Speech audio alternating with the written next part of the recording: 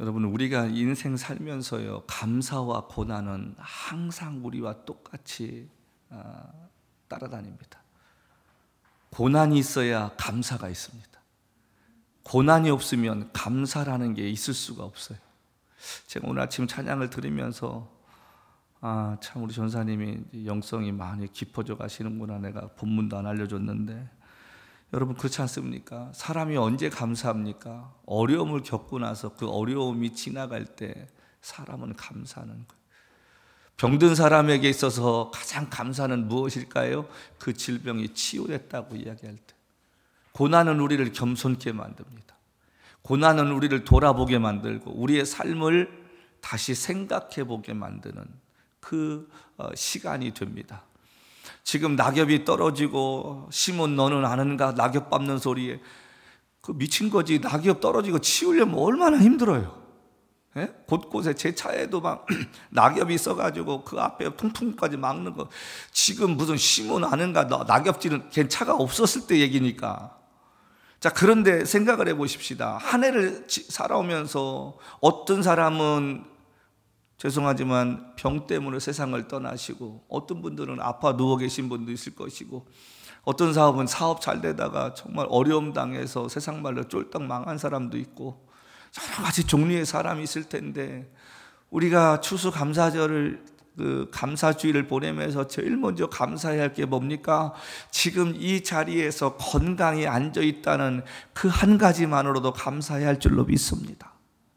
그거 하나만으로도 감사해야 되지 않겠습니까?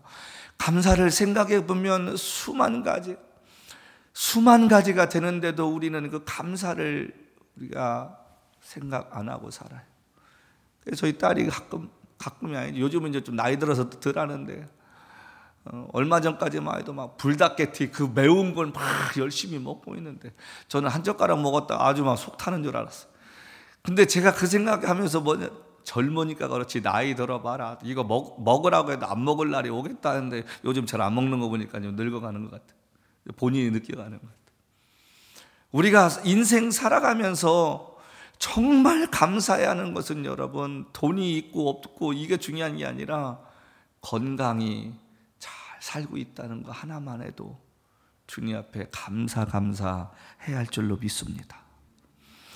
우리가 예수 믿고 주님을 위해 살겠다고 고백한 것은 주님을 위해서 어떠한 어려움이 올지라도 내가 주님을 의지하면서 이겨내 가겠다는 고백입니다. 예수를 바르게 믿으면 믿을수록요, 그분 곁에 가까이 가면 갈수록 세상은 우리들을 미워합니다. 싫어합니다. 믿음 없는 사람하고 자꾸 예수 얘기하고 천국 얘기하고 죽는 얘기하고 이러면 싫어해요. 참 희한하지요. 똑같이 예수를 믿는다고 이야기하는데도 은혜에 젖어서 사는 사람이 얘기하면 은혜 없는 사람은 짜증내고 좀 지겨워합니다. 2000년 전 지금의 터키 지역에서 예수 믿는 것 때문에 핍박당해서 흩어져 사는 그리스도인들을 위해서 쓴 편지가 이 베드로전서라는 편지입니다. 평안하고 안전할 때 쓴 게 아니에요. 그냥 고린도 교회에 어려움이 있을 때 바울이 썼던 고린도 전서와는 전혀 다른 이야기입니다. 지금은 생명의 위협 때문에 피해 다니고 도망 다니면서 내가 예수를 계속 믿어야 될까? 정말 사람들이 말하는 다시 오신다는 그 주님을 내가 따라야 될까 말아야 될까? 차라리 내가 예수 안 믿고 내 생명, 내 가족들과 함께 보장받는 그 인생 살까? 갈등 속에 빠져있는 사람들을 향해서 지금 베드로가 이 서신서를 보내고 있는 것입니다. 우리 12절 말씀 한번 볼까요? 사랑하는 자들아, 너희를 연단하려고는 불시험을 이상한 일 당하는 것 같이 이상히 여기지 말라. 여기 불시험이 뭔지 아세요? 사랑하는 자들아, 너희를 연단하려고는 불시험을 당하는 일. 이 불시험이 뭐냐면 화형당하는 거예요. 우리 영화에서 종종 보신 분도 있습니다만은 경기장에서 십자가 같은 거 나무 기둥 세워놓고 밑에 장작 더미를 놓고 사람들을 그 위에 세워놓고서 불을 질러가지고 죽이게 만드는 그 시험, 그게 얼마나 고통스럽겠습니까? 세상에서 가장 행복한 죽음이 뭘까? 그냥 주무시다가 심장마비로 가시든지 안 깨어나는 것만큼 행복한 게 어디 있습니까? 고통스럽지가 않잖아요. 근데 예수 믿는 것 때문에 불에 태워 죽이는 그 어려움을 당하는 것, 그것을 이상히 여기지 말라는 거예요. 왜냐하면 너희가 예수를 믿으면 믿을수록 세상은 너희를 미워하고 마귀는 너희들에게 믿음에서 떠나게 어떤 시험이라도 당하게 할 것이다. 한국에 가면 천안에 병천에 독립기념관이라고 있습니다. 어마무시하게 큰데요. 가보셨나요? 기회 되시면 이 나이 돼서 한 번들 가보세요. 어렸을 때 보는 거하고 나이 들어서 볼 때 다릅니다. 제가 제 기억으로는 9년도에 갔었던 기억이 나는데, 거기 가면 그 넓은 광장을 지나서 들어가 보면 뭐가 있냐면, 우리 워싱턴 가보면 홀로코스트 박물관이 있지 않습니까? 거기 가면 유대인들의 신발, 가방, 뭐 옷가지들 있고, 그 다음에 이제 동영상 쫙 나오는데, 아우슈비츠 수용소부터 시작해서 그들 독가스로 죽어가고 어려움 당했던 것이 역사로 쭉 나오듯이, 거기 가면 어떻게 일제시대에 고문을 당했는가, 고문 방법하고 또 인형을 만들어 놓고 그걸 행하는 모습을 보입니다.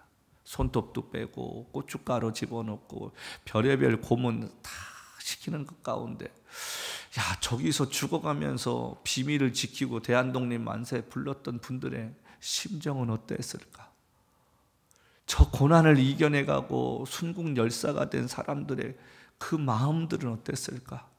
조국의 독립을 갈망하는 마음으로 내가 입을 열면 동지들이 죽을까 봐 자기 스스로가 거기서 순교할지라도 그 고문을 이겨내고 옥살이 속에서 죽어갔던 그분들의 심정은 어땠었을까?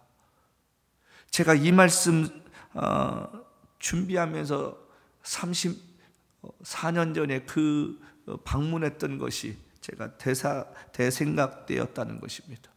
왜 이 당시에 이렇게 고통이 심했냐면, 이 편지가 쓰여질 때가 주후 64년, AD 64년이면 로마의 그 황제가 누구였냐면 우리가 아는 네로라는 사람이었습니다.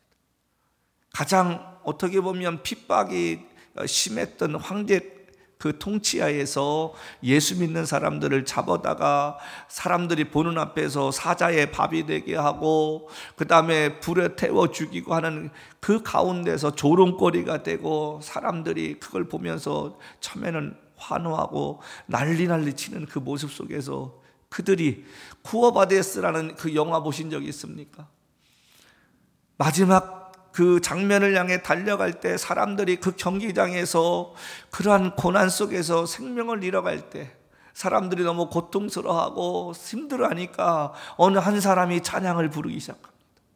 근데 그 사람의 찬양 소리에 맞춰서 다른 사람들 역시 찬양을 하면서 불 속에서 죽어가는 그 장면을 보면서, 이 시대에 우리에게 그런 핍박이 온다면 예수 믿을 사람이 몇이나 되겠습니까? 주님이 붙잡아 주시지 않으신다면 저도 자신 없을 것 같아요. 나는 괜찮은데 자식과 손주를 죽이려고 하면서 네가 예수 믿겠느냐 할 때 과연 나도 그 믿음 지킬 수 있을까? 순간순간 여러분, 하나님께서 우리에게 믿음을 주셔야 일어설 줄로 믿습니다. 어제까지의 믿음은 믿음이었지만 오늘 갖는 믿음은 하나님의 은혜가 있어야 다시 그 믿음을 지켜나갈 수 있는 줄로 믿습니다. 그래서 매일매일 우리가 아침에 일어나서 기도해야 할 것 중에 하나가 뭡니까? 이 하루도 주님과 동행할 수 있는 믿음을 주시고, 왜? 내가 믿음 있는 것 같아도 얼마나 연약한 자인지는 우리가 압니다.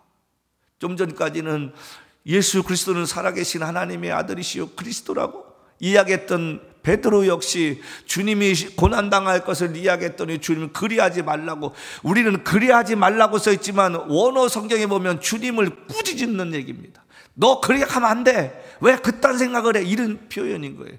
감히 스승한테. 그게 우리들의 모습 아닌가요? 어제까지는 믿음이 있었던 것 같은데 오늘 시험 들면 어제까지 믿음은 다 없어지는 것, 그게 우리들의 솔직한 믿음 아닙니까? 어제까지는 이 교회를 섬기면서 목숨 걸고 끝까지 갈 것 같던 사람이 하루 중에 무슨 일이 일어났는지 모르지만, 누구의 이야기를 들었는지 모르지만 빗대 올리고 그냥 뒤돌아서 교회 떠나버리는 것이 오늘 우리들의 믿음 생활입니다. 의리요? 의리 이미 없어진 지는 옛날 이야기입니다. 왜 이민교회에 이렇게 사람들이 돌고 돕니까? 왜 정착하지 못하고 돌고 돌아다녀요? 믿음의 의리요? 없어졌어요. 슬픈 것은 죄송한 얘기지만 우리 목회자들끼리 만나면은 점점 교인들에 대한 기대감이 사라져간다는 이야기를 듣습니다. 그게 목사만의 잘못입니까? 그게 감사할 줄 아는 성도들의 태도 속에서 나온 결과일까요? 그렇지 않습니다. 모든 것에서는 결과에는 원인이라는 게 있지 않습니까? 우리에게 고난이 찾아올 때 정말 감사할 수 있는가? 여러분 스스로 한번 생각해 보십시오. 그래서 제가 오늘 말씀의 제목을 감사는 고난을 이기게 한다. 부부지간에도 살다 보면 이혼하고 싶을 때 있고요. 내가 어쩌자고 이런 사람 만나가지고 그때 내가 왜 이렇게 잘못된 결정했을까? 그렇게 사는 사람은 평생 불행하다고 생각합니다. 행복은요, 내가 만들어가는 거예요.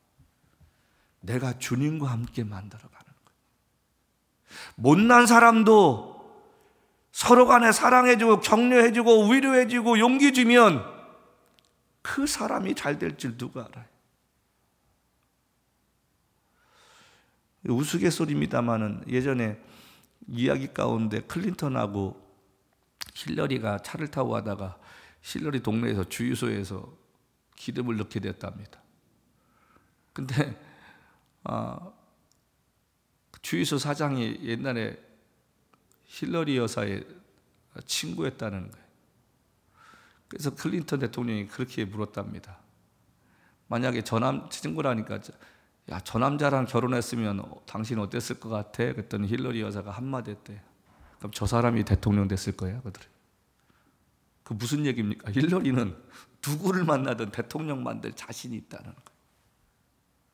왜 요즘 젊은 부부들이 행복을 못 느낍니까? 서로 원망하는 거예요. 내가 너를 만나서 인생 쫑났어. 너 때문에 너 만나기 전에 인생 잘 나갔는데 어쩌저쩌고 하는 거예요. 그런다고 뭐가 달라지나요? 다시 돌아와서 생각해 봅시다. 내 인생 가운데 늘 불평과 원망하고 나는 왜 이렇게 살지? 왜 다른 사람 저렇게 사는데 나는 이렇게밖에 못 살지? 그 불평이 어디서 오니까? 비교해서 오는 거잖아요. 그런다고 여러분과 제 인생이 달라지나요? 아니요. 지금 내게 주어진 인생을 내가 어떻게 아름답게 만들어가는가? 내게 주어지는 환경 가운데 어떻게 내가 살 수 있는가? 제가 어제 어떤 페이스북 보다가 잠깐 한 동영상 봤는데 세상에 한쪽 다리로 골프를 치고 있는 모습이 나오는 거예요. 저는 골프를 칠 줄 모릅니다. 칠 생각도 없고. 근데 골프 치시는 분들이 항상 하는 말이 뭐 왼쪽 다리가 뒤로 돌아가서 허리가 돌아가서 뭐 뒷다리에다가 힘줘야 된다고 얘기하는데, 그 사람은 다리도 없는데 치는 걸 보면서 제가 그 생각을 했어요. 멀리 나가느냐 적게 나가느냐 차이지, 공 치는 건 마찬가지잖아요. 근데 그 사람이 거기까지 갈 때 얼마나 용기가 필요했겠습니까? 다른 사람이 자신을 바라보면서 저런 몸물변한 사람이 와서 공치고 앉았네라고 이야기 들을 수 있잖아요. 그걸 이겨내고 두 손 가지고 한쪽 다리로 치는 모습 보면서 제가 감동받았다니까요. 우리 인생 가운데 하나님이 함께 하시고 내가 날마다 주어진 생활에 감사하게 하는 마음을 주께 드리면 우리 하나님이 더 감사한 마음을 줄 줄로 믿습니다. 근데 우리는 원망하고 불평하고 내 환경 탓하고 올해도 그냥 지나갔네, 내가 원하는 거 이루어지지 않았으니까 하나님 그렇다고 달라집니까? 근데 생각해 보십시오. 그거는 이루어지지 않을지라도 내가 생각지도 않았던 것들이 이루어진 게 몇 가지가 더 있을 거 아닙니까? 안 주신 것 때문에 감사가 없는 인생이 아니라 주신 것 때문에 감사할 수 있는 우리의 삶이 되었으면 좋겠습니다. 이 당시에 예수 믿는다는 고백은 늘 숨어다니면서 순간순간 죽음의 상황을 넘어갈 정도로 힘든 상황이었음에도 불구하고 믿음의 열심을 잃어버리지 않고 사는 그들에게 베드로가 지금 위로하고 격려하는 편지를 쓰고 있다는 거지. 본문 말씀을 준비하면서 베드로 당시에 사람들에게 감사절은 어떤 의미가 있었을까? 그들에게도 여러 가지 감사절이 있지 않습니까? 유대인들에게도 어떤 의미가 있었을까? 그들에게는 예수 믿는 것 때문에 생명을 잃어버릴 수 있다는 절박한 순간들이 매일매일 반복되는 삶이었기 때문에 저는 따로 감사절이 필요 없다고 생각해요. 아마 그들은 매일매일 살아있다는 자체로 감사했을 것입니다. 어느 성도가 잡혀가고 어느 자매가 잡혀가고 어떤 형제가 잡혀가서 죽었다는 이야기를 그들은 계속 들었을 거예요. 그러면서도 오늘은 내가 아니었다는 것이 감사할 수 있고 한옆에는 내일은 내가 그 자리에 있을 것이라는 그 마음들이 있지 않았겠습니까? 그래서 자신들을 구원해 주신 주님께 그리고 하나님께 영광을 돌리고 다시 오시겠다고 약속하신 말씀을 매 순간 의지했기 때문에 고난을 고난으로 여기지 않았다는 것입니다. 그들에게 있어서 믿음은 오늘 살아있으면 내가 주의 일을 하고 내가 함께 했던 믿음의 식구들이 죽었던 것처럼 죽음의 자리에 가면 그렇게 고대했던 우리 주님을 만나는 그날이라고 그들은 생각하며 살았을 것이라는 것입니다. 기독교 역사 2000년을 이렇게 살펴보면요, 예수님 돌아가시고 300년 동안에 가장 활발하게 부흥됐습니다. 가장 활발하고 뜨겁게 저들의 믿음을 지키고 정말로 코이노니아, 이 교제가 무엇인가를 우리에게 보여주는 삶인데, AD 313년 콘스탄티노플 황제에 의해서 이제 기독교가 국교로 정해진 그 순간부터 무엇이 달라지냐면 지하 동굴에서 있었던 사람들이 지상에 올라오기 시작했습니다. 그러면은 그들이 그렇게 꿈에 그리며 자유함을 누리며 마음껏 찬양하고 예배하며 살겠다고 기도했던 은혜를 하나님이 들어주셔서 역사가 이루어졌으면 더더욱 활발하게 부흥됐어야 되는데, 그때부터 기독교가 무엇으로 바뀌냐면 교권주의로 바뀝니다. 조직이 생기기 시작하고 파벌이 생기기 시작하고, 그것이 이어져서 중세시대에 우리가 아는 대로 가톨릭의 횡포가 유럽을 뒤덮었던 사실을 우리가 보게 됩니다. 어떻게 보면 세상은 살기 좋아졌지만 기독교계에는 암울하고 우울한 시기였습니다. 금과 은은 내게 없어도 내가 나사렛 예수의 이름으로 명하노니 일어나라는 능력은 그 당시에 핍박당할 때 있었는데, 이제는 금과 은은 있는데 예수의 능력을 잃어버리고 살고 교권주의가 돼버리고, 그 다음에 신학이 발전되면서 이단 시비가 붙고 따지기 시작했다는 것입니다. 기독교는 따지고 논하는 게 아니라 믿음으로 받아들이는 것입니다. 이 작은 머리로 무엇을 논하고 어떤 걸 따지는 게 아니라 하나님 말씀을 내가 믿음으로 받아들일 때 그곳에서 역사가 일어나는 줄로 믿습니다. 분명한 사실은 그때나 지금이나 그들이 믿던 하나님이나 우리가 믿는 하나님이나 똑같습니다. 초대교회 죽음을 피해서 도망다니면서 복음을 증거했던 사도들이 믿던 하나님이나 이 시대에 우리가 믿는 하나님은 동일하신 분입니다. 그런데 무엇이 달라졌습니까? 믿음의 질이 달라졌다는 거예요. 믿음의 양은 커졌을지 모르지만 믿음의 질은 결단코 그들보다 우리가 못한 세상에 살고 있다는 것입니다. 그 당시에 그리스도인이라고 불렀을 때의 그 의미는 비난의 소리고 조롱의 소리였습니다. 라틴어로 크리스찬 중에 TIA는 소유격이었습니다. 뭐뭐뭐뭐에 속한 사람, 크라이스트, 그리스도께 속한 사람. 그러니까 저 사람은 그리스도 같은 사람이야, 못난 사람들이야, 욕을 먹던 시기였었습니다. 그래도 그들은 그 이름을 받는 것에 대해서 기뻐했다는 것이었습니다. 지금은 조롱의 대상이 아니라 멸시의 대상입니다.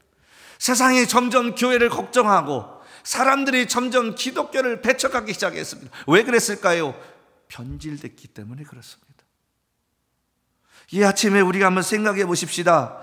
그때와 지금 우리의 믿음의 깊이가 다르다고 하는데 우리가 회복돼야 할 부분이 무엇일까? 그것은 다시 말씀으로 돌아가서 지금 이들이 고난 속에서도 하나님을 예배하고 하나님을 찬양하는 그 삶을 사는 것, 13절 말씀에 오히려 너희가 그리스도의 고난에 참여하는 것으로 즐거워하라. 이는 그의 영광을 나타내실 때에 너희로 즐거워하고 기뻐하게 하려 함이라. 고난이 찾아와도 즐거워하고 기뻐하는데 우리는 조금만 어려움이 닥쳐오면 언제든지 믿음에서 떠나가려고 이야기합니다.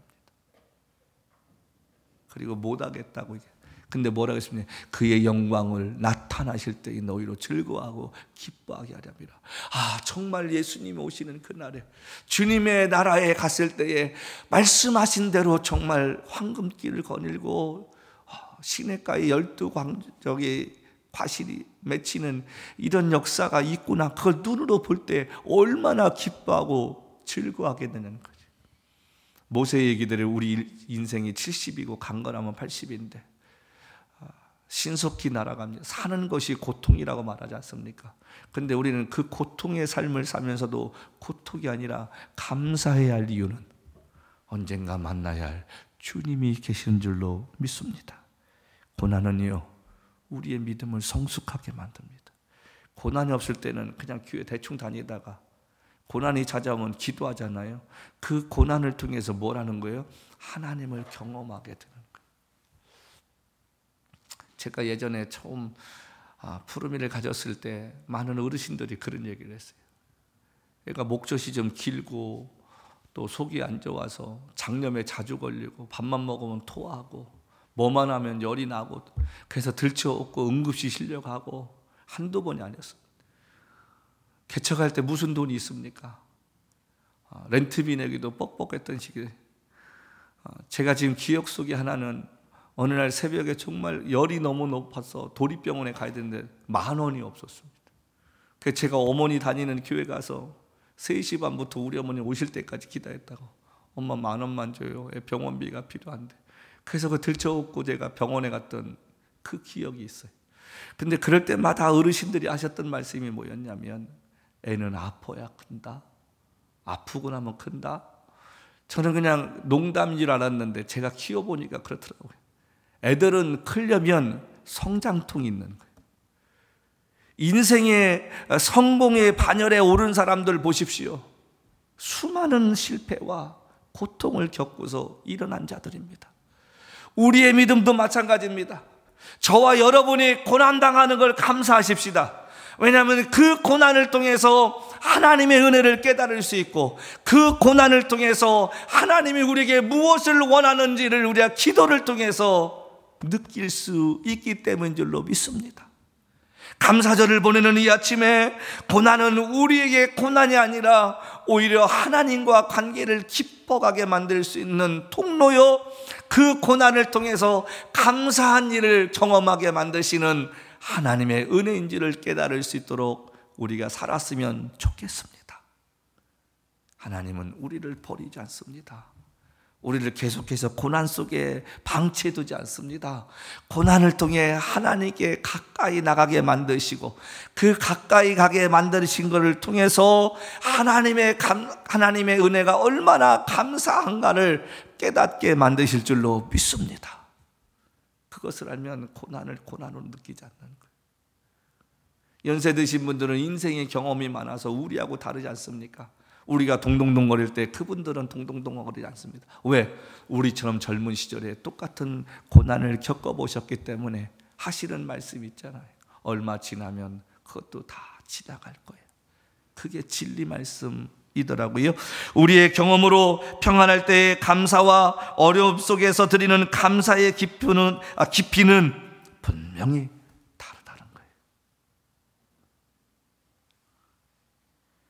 이 당시에 그리스도인들에게 자신들을 구원해 주신 주님의 은혜라는 의미는 예수를 위해 생명을 내놓아도 좋을 만큼 감사한 것이요, 비록 죽음을 당해도 주님과 함께 천국에 있을 수 있다는 확신의 믿음을 가졌을 줄로 믿습니다.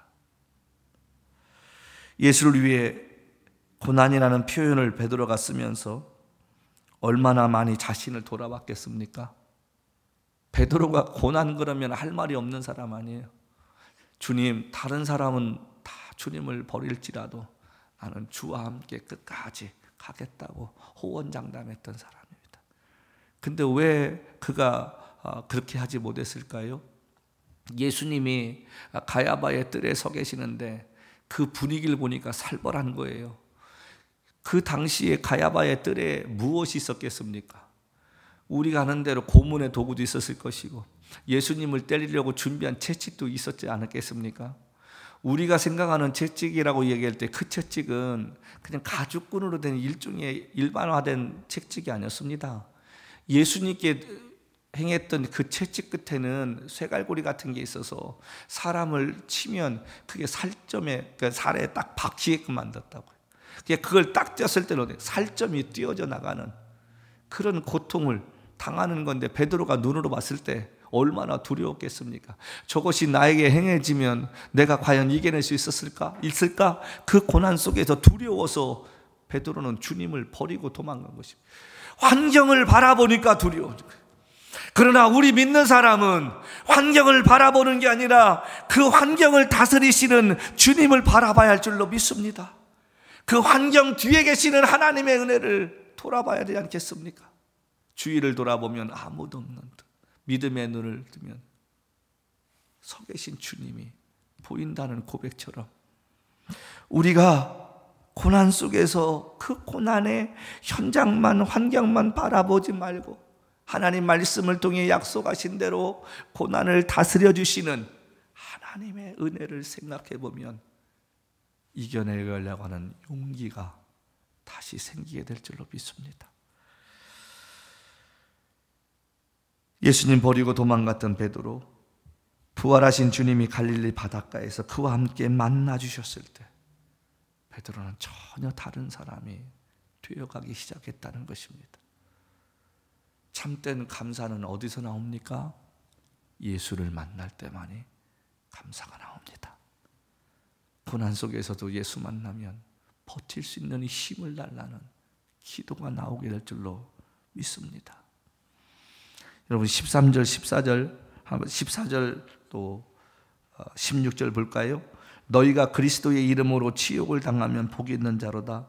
영광의 영 곧 하나님의 영이 너희에 계심이라. 16절 만일 그리스도인으로 고난을 받으면 부끄러워하지 말고 도리어 그 이름으로 하나님께 영광을 돌리라. 그리스도인으로 고난을 받으면 부끄러워하지 말고 도리어 영광을 돌리라. 고난을 당하면 우리 1년에 저희가 절기를 저희 교회는 3번 지킵니다. 원래는 큰 절기가 4번이잖아요. 고난 부활절이 있고요. 그다음에 맥주감사절이 있고요. 그다음에 추수감사절이 있고 성탄감사가 있습니다. 어떻게 보면 교회에서 1년에 가장 많이 들어오는 그 헌금 액수가 이 4개 절기 있는데 저는 절기 준비하면서 헌금하라고 잘 광고 안 해요. 여러분의 믿음에 따라서 한 해를 살아가면서 감사할 만큼 여러분 스스로가 준비하면 되지. 제가 목회하면서 다짐한 것 중에 하나는 절대로 내가 헌금에 대한 얘기 남발하지 말자. 그냥 성도들로 하여금 그러면 감사하면 자기가 알아서 감사한금 내는 것이지 꼭 그렇다고 내야 될까? 제 믿음은 그렇습니다. 근데 생각해 보십시오. 왜 우리가 하나님께 헌금을 드립니까? 거기에는 우리의 마음이 담겨 있는 거잖아요.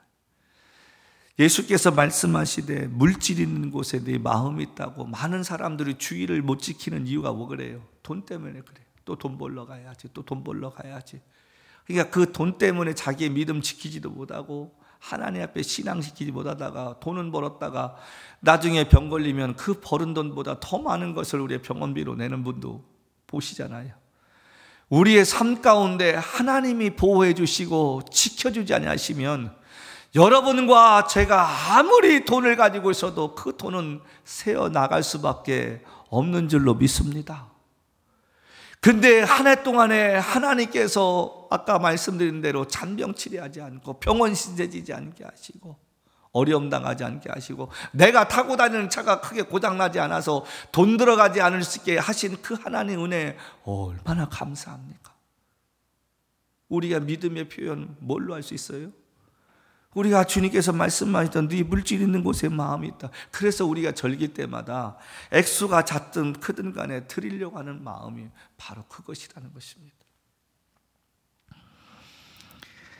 자기가 사도로서 이곳저곳 다니면서 사람들에게 이야기하는 것, 자기도 고난을 당해보니까 그리스도인으로 고난을 받으면 부끄러워하지 말고 그 이름으로 하나님께 영광을 돌리라. 그 이름으로 하나님께 영광을 돌리라. 우리의 믿음이 되길 주님을 부탁합니다. 앞으로 어떤 고난이 와도 불평과 원망하지 말고요, 오히려 하나님께 이런 기회 주심에 감사할 수 있는 기도가 있기를 바랍니다. 이 땅에 살면서 우리가 예수 믿는 것 때문에 욕을 먹고 1년 동안 오해받고 인격적인 모독을 당한다는 것은 부끄러운 것이 아니고 창피한 것도 아니고 감사하고 영광스러운 일이라고 베드로가 이야기하고 있습니다. 자, 말씀 마칩니다. 오늘 우리 추수감사절 지냅니다. 우리 한 해 동안에 지금 베드로가 이야기한 것 우리에게 몇 가지 있었습니까? 예수님 때문에 욕먹은 건 몇 번 있고 주님 때문에 오해받은 것 우리 얼마나 됩니까? 예수 믿기 때문에 모욕당하고요, 예수 믿기 때문에 창피당하는 거 몇 번 있습니까? 주님 때문에 우리가 고난당한 것은 또 몇 번 있습니까? 한번 생각해 봤으면 좋겠습니다. 우리가 믿음으로 살면 살수록 마귀는 우리를 힘들게 한다고 하는데, 한 해 산 동안 내가 별 볼 일 없이 살았으면 그만큼 나의 믿음이 성장하지 않았다는 말입니다. 성도 여러분, 믿음으로 사십시다.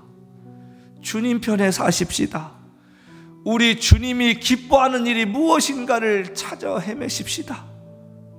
그러다 보면 우리가 원치 않는 고난이 우리에게 찾아올 수 있을지도 모르지만 그 고난은 고난이 아니라 하나님의 영광에 참여하는 기회가 될 줄로 믿습니다. 시간이 갈수록 우리는 너무도 편안하게 예수 믿고 있고 영적으로 게을러져 가고 있지 않은지 한번 돌이켜 보십시다.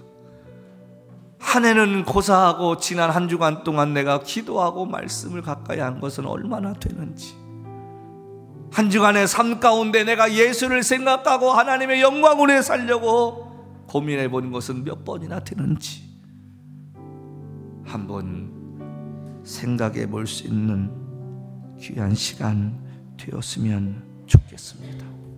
세월이 가면 갈수록, 나이가 들면 들수록 주님의 영광을 위해 살려고 몸부림치고 세상 사람 앞에서 예수 믿는 사람답게 사는 그런 믿음의 모습이 저와 여러분에게 있어지시기를